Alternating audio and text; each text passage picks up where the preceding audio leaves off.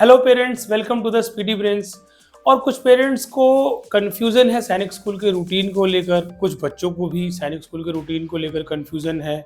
सैनिक स्कूल की प्रिपरेशन तो करवाते हैं पेरेंट्स, लेकिन सैनिक स्कूल में जाने के बाद बच्चे का रूटीन क्या होगा, किस तरह से वहाँ पर डेली रूटीन फॉलो किया जाता है, ये सारी चीज़ों को लेकर कन्फ्यूज़न की स्थिति बनी रहती है। और कुछ पेरेंट्स तो डरते हैं कि पता नहीं कितना टफ होगा, किस तरह से हमारे बच्चे को क्या क्या कंडीशंस झेलनी पड़ सकती है। पर मैं आपको एक बात बताऊं कि सैनिक स्कूल का जो एम होता है, जो ध्येय है वहाँ के डिसिप्लिन का, वहाँ के मैनेजमेंट का, वहाँ के एकेडमिक्स का, तो आज की वीडियो में यही सारी बातें हम करेंगे। वो जो उनके रूटीन को फॉलो कराने के पीछे एम है, वो एम है to prepare a gentleman officer. उनको एक जेंटलमैन चाहिए, एक ऑफिसर रिक्वायर्ड है हमारे सेना के लिए। क्योंकि आप एक बात समझें कि ऑफिसर क्या होता है। ऑफिसर के ऊपर हजारों सैनिकों की, उसकी बटालियन की, उसकी रेजिमेंट की, या हम कह सकते हैं देश की जिम्मेदारी होती है। ऑफिसर मेंटली और फिजिकली बहुत टफ होना चाहिए, बहुत स्ट्रांग होना चाहिए, क्योंकि उसी के डिसीजंस के ऊपर पूरी रेजिमेंट, पूरी सेना चलती है।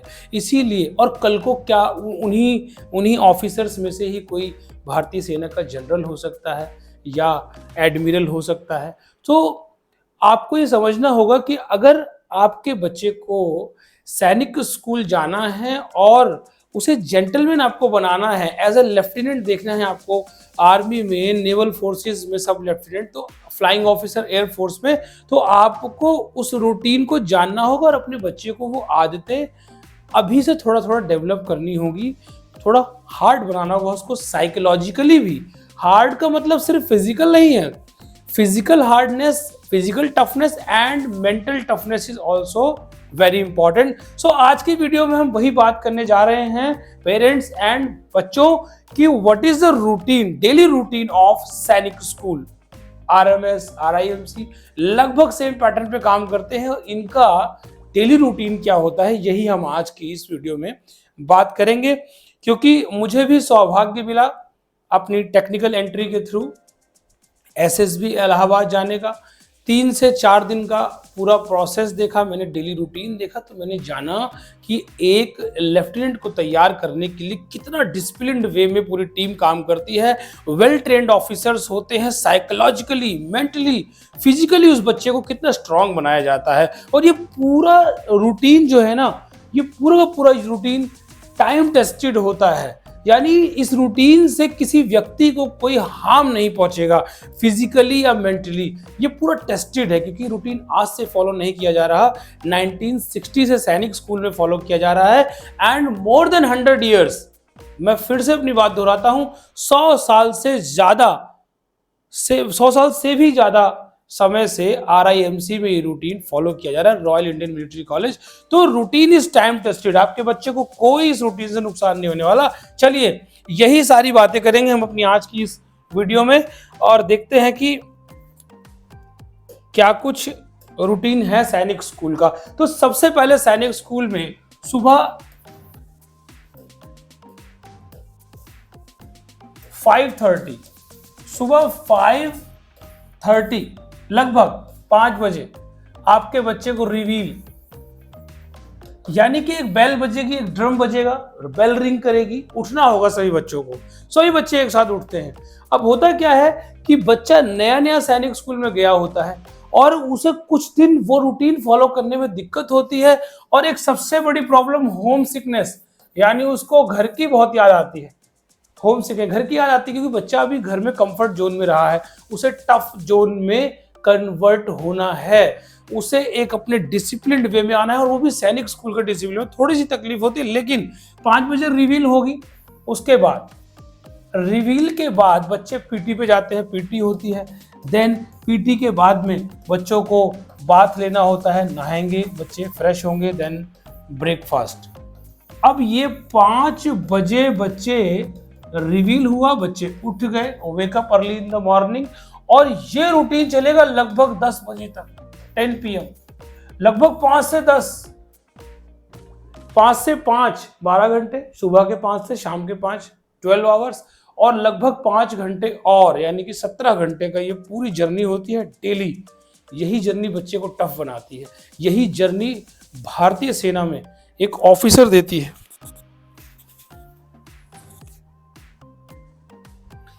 यही जर्नी बच्चे को टफ बनाती है। यही जर्नी भारतीय सेना को एक जेंटलमैन ऑफिसर देती है, जिसके कंधों पर अपनी बटालियन की, अपनी रेजिमेंट की और देश की जिम्मेदारी होती है। कुछ होता क्या है कि हम अपने बच्चों को बड़े लाड प्यार से पालते हैं, घर में तो बड़े टाइमली उनको कुछ खाने को भी दिया जाता है, तो मम्मी मुझे ये नहीं खाना, मुझे वो नहीं खाना, मुझे तो पिज़्ज़ा खाना है, मुझे मोमोज खाना है। तो ये सारी चीज़ें आर्मी स्कूल में नहीं चलती हैं। तो रूटीन में ये सारी चीज़ें आपको करनी होगी। देखिए 5 बजे बच्चा early in the morning reveal हुआ, मैं पूरा का पूरा आपको ये डिफाइन कर देता हूँ। देन बच्चा पीटी के लिए जाएगा, बच्चे सारे पीटी के लिए जाते हैं। देन उसके बाद बाथ, ठीक है, बच्चा क्या करेगा, नहाएगा धोएगा फ्रेश होगा। देन उसके बाद ब्रेकफास्ट होगा, सभी बच्चे यहाँ जाएंगे फुल यूनिफॉर्म्ड होकर बच्चे जाते हैं। ऐसा नहीं कि आप कोई भी ड्रेस पहन के ब्रेकफास्ट करने चले गए, फुल यूनिफॉर्म में आप ब्रेकफास्ट करने जाएंगे। देन उसके बाद आपका इंस्पेक्शन एंड असेंबली भी होती है, ठीक है, ये एक डेली रूटीन का पार्ट है असेंबली। तो अभी आप सुबह उठे 5 बजे, रिवील हुआ, पीटी हुआ, बात हुआ, ब्रेकफास्ट, इंस्पेक्शन और असेंबली हुआ है। देन आपकी अब एकेडमिक्स स्टार्ट होगी। First period to 4th period आपका एकेडमिक्स का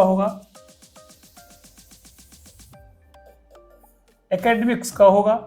देन 4th पीरियड के बाद लगभग 11 बजे, कहीं 11:10, कहीं किसी सैनिक स्कूल में 11 बजे मिल्क ब्रेक होता है, बच्चों को दूध दिया जाता है। और ये मिल्क ब्रेक लगभग 20 मिनट्स का होता है, 20 मिनट मिल्क ब्रेक। देन बहुत ही रूटीन होता है ये, बहुत ज़्यादा।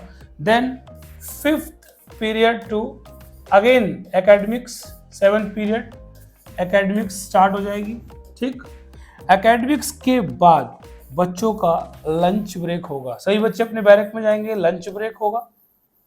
अब यहां पर लंच ब्रेक में उन्हें क्या दिया जाएगा, तो लंच ब्रेक में मेनू बना होता है, बिल ऑफ फेयर्स कहते हैं उसे कहते हैं bill of fares. This is menu for lunch break, bill of fair.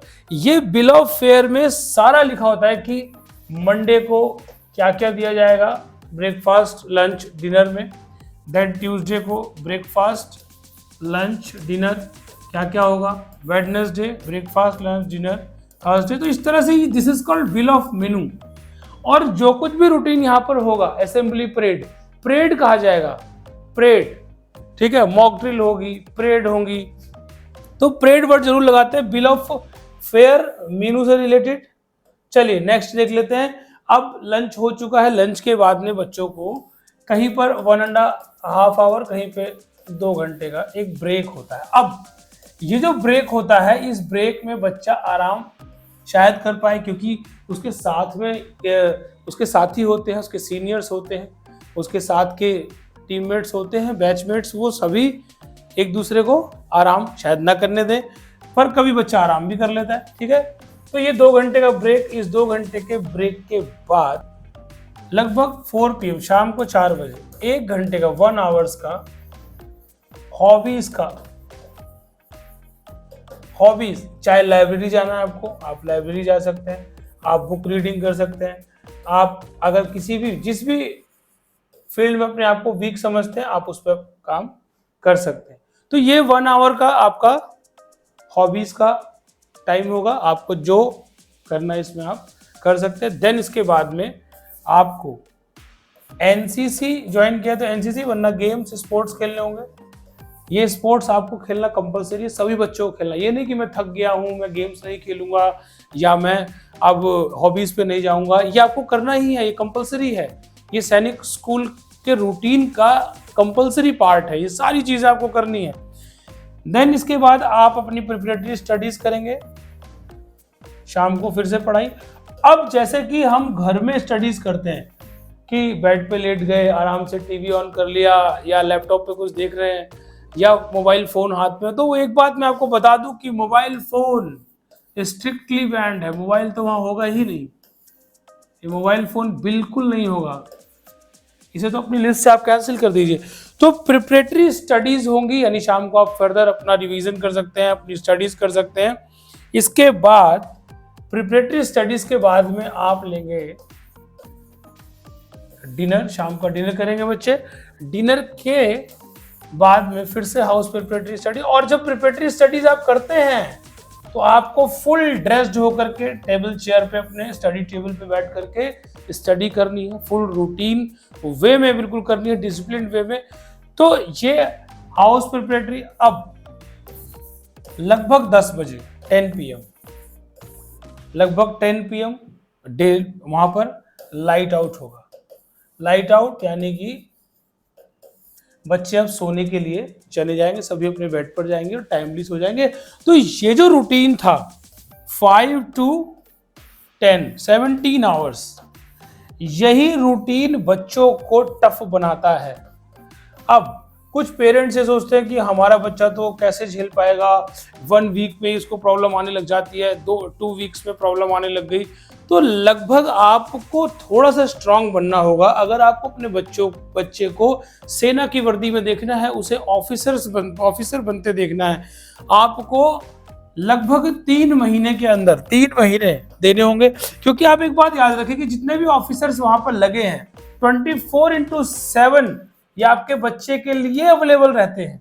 24/7 यानी 7 दिन, वीक के 7 दिन 24 घंटे ट्रेंड ऑफिसर सिर्फ इसीलिए वहां पर लगे हैं सैनिक स्कूल में, आपके बच्चे को ट्रेंड करने के लिए। मेंटली अगर उसे कोई प्रॉब्लम आ रही है तो उसको स्ट्रांग बनाने के लिए, उसकी प्रॉब्लम को सॉल्व करने के लिए, फिजिकल प्रॉब्लम सॉल्व। तो कुछ दिन ऐसा होगा कि बच्चे को गेम्स में चोट भी लगेंगी, कहीं पर उसके पेन रहेगा, मसल पेन रहेगा, वो बहुत थक जाएगा, वो बहुत परेशान दिखेगा। वो हो सकता है आपसे कह सकता है कि मेरे को यहाँ से ले चलो। तो आपको ऐसा नहीं करना है, उसको थोड़ा समय देना है। क्योंकि होगा क्या, शुरुआत में बच्चों के या हमारे भी एक जनरली ह्यूमन नेचर है कि शुरुआत में जब हम किसी भी एनवायरनमेंट में जाते हैं तो वहाँ हमारे फ्रेंड्स नहीं होते, हमारा फ्रेंड सर्कल नहीं होता, हम किसी को जानते नहीं होते। और दूसरा, वहाँ पर जो फिजिकल और मेंटल टफनेस है, फिजिकल और मेंटल टफनेस, ये झेलना सबके बस की बात नहीं है। आप सोचें कि जब एनडीए क्लियर करके लोग आईएमए जाते हैं, लोग एनडीए सीडीएस क्लियर करते हैं एंड आईएमए, नेवल एकेडमी या फिर एएफएस लोग जाते हैं, एयरफोर्स एकेडमी वगैरह जाते हैं, एएफए। तो ये लोग कितनी उम्र में होते हैं? लगभग 18 से 20 साल की उम्र के होते हैं।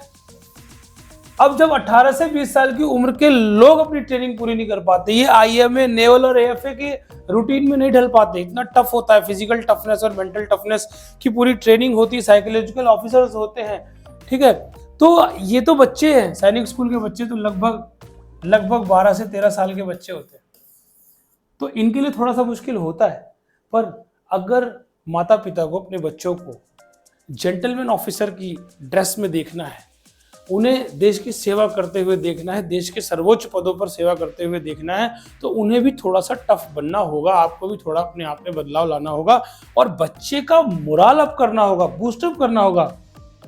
अगर आप ही कहने लगेंगे कि मेरा बच्चा कमज़ोर है, इससे नहीं हो पाएगा, इसको वीकनेस बहुत ज़्यादा हो जा रही है, इसको चोट लग जाती है, तो याद रखिए कि अगर आपके बच्चे को चोट लग रही है तो वहाँ पे हॉस्पिटल्स भी हैं सैनिक स्कूल में, या प्राइवेट हॉस्पिटल्स से बाहर बड़े बड़े हॉस्पिटल से टाई अप भी है, तुरंत उस बच्चे को ट्रीटमेंट दिया जाएगा। और ये चोट लगना, थोड़ी बहुत खरोंच आ जाना, खून निकल जाना, ये सारी चीज़ें, फ्रैक्चर तक हो जाना, ये सब सारी चीज़ें ट्रेनिंग का पार्ट होता है वहाँ पर। क्योंकि ये सारे का सारा रूटीन जो है, मैंने आपको बताया, ये टाइम टेस्टेड है, टाइम टेस्टेड है, मतलब ये टेस्ट किया गया हुआ है रूटीन है। इसको नॉर्मल एक ह्यूमन बीइंग आराम से फॉलो कर सकता है। ऐसा कैसे कह रहा हूं मैं? देखिए, ऐसा मैंने क्यों कहा, क्योंकि सैनिक स्कूल इस रूटीन को 1960 से फॉलो कर रहा है, 61 से, क्योंकि पहला सैनिक स्कूल 61 में स्थापित किया गया, यूपीएसएस उत्तर प्रदेश सैनिक स्कूल। आरएमएस भी इसे फॉलो कर रहा है, आरआईएमसी देहरादून लगभग अबव 100 ईयर्स से इसी रूटीन को फॉलो कर रहा है। इसीलिए मैं कह रहा हूं that is why this routine is time tested. ये रूटीन टाइम टेस्टेड है। अब आपको ये समझना होगा कि आपको अपने बच्चे का मोरल अप करना है, आपको उसे समय देना है, टाइम देना है। जैसे उसका फ्रेंड सर्कल बन जाएगा, जैसे उसकी बॉडी मेकअप कर जाएगी, पूरे डिसिप्लिन को अपने अंदर उसके रूटीन में ढल जाएगी, तो उसके बाद से वो बच्चा कहेगा ही नहीं आपसे कि मुझे घर लेके चलो, क्योंकि अब वो उस रूटीन का पार्ट हो चुका है। वो रूटीन उसके जीवन का पार्ट हो चुका है, वो उस रूटीन के बगैर नहीं रह सकता। तो लगभग 3 से 4 महीने आपको उस बच्चे को देने होंगे ही होंगे। अब बहुत एक्सपीरियंस होती है फैकल्टी, बॉयज हो या गर्ल्स हो, लड़कियां लड़के, सबके लिए ये स्ट्रिक्ट रूटीन होता है, फॉलो करना ही होता है। तो ये सारी बातें हमने की आज के वीडियो में, क्योंकि कुछ पेरेंट्स से सोचते हैं कि पता नहीं क्या होगा हमारे बच्चे के साथ, वहाँ बहुत टफ होगा, सैनिक स्कूल में क्या रूटीन है। तो ये ओवरऑल पूरा रूटीन है सैनिक स्कूल का, कि सुबह उठना, रिवील होना, ड्रम बजेगा, बेल बजेगी, बच्चे अर्ली इन द मॉर्निंग उठेंगे, देन फ्रेश होंगे, पीटी पे जाएंगे, पीटी करने के बाद नहाएंगे, देन उनका एकेडमिक सेशन, देन फिर उनका लंच, फिर ब्रेक, रेस्ट लेंगे, उसके बाद हॉबीज़, ये सारा का सारा जो रूटीन है डिनर तक का, एंड देन फिर लाइट आउट, ये पूरा सैनिक स्कूल में फॉलो किया जाता है। और यही रूटीन किसी भी बच्चे को टफ बनाता है मेंटली और फिजिकली, तभी तो वो बच्चा आर्मी, एयरफोर्स या फिर नेवी में एक अधिकारी बनता है। चौतरफा विकास होता है उसका, चहुमुखी विकास होता है सारी। आप देखिए इसमें चहुमुखी विकास में वेडनेसडे को बच्चे को इंग्लिश मूवी दिखाई जाती है, बच्चों को एक मूवी दिखाएंगे इंग्लिश मूवी, देन सैटरडे को बच्चों को हिंदी मूवी दिखाई जाती है। तो वेडनेसडे को इंग्लिश मूवी, सैटरडे को हिंदी मूवी। उसके बाद बच्चों को आउटिंग पे ले जाया जाएगा। 2 महीने का सेशन हो गया, मान लीजिए सेशन स्टार्ट हुआ अप्रैल में, 2 महीने सेशन हुआ, बच्चों को आउटिंग पे ले जाएंगे, गोवा ले गए, कहीं पे माउंटेन क्लाइंबिंग वगैरह माउंटेन्स पे ले गए, आउटिंग होगा, वहाँ पे ड्रामा होगा। मतलब ये करिकुलम एक्टिविटीज आउटस्टैंड सारी एक्टिविटीज सारी चलती रहती हैं। ड्रामा आपका करिकुलम एक्टिविटीज, ठीक है। आपके अंदर मतलब कोई भी प्रतिभा है अगर, तो उसे छुपने नहीं देंगे, आपकी प्रतिभा को निखारा जाएगा। आपके अंदर कोई भी टैलेंट है, कोई भी क्वालिटी है, डिबेट कॉम्पिटिशन्स होते हैं, इंटर स्कूल कॉम्पिटिशन्स होते हैं, ये सारी चीज़ें स्पोर्ट्स के होते हैं। इंटर स्कूल कॉम्पिटिशन एक बढ़िया स्पोर्ट्समैन भी तैयार किया जाता है।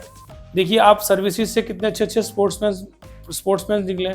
सर राजवर्धन सिंह राठौर को देखिए आप, ओलंपियन है, सर्विसेज के हैं, आर्मी के एम्प्लॉय रहे।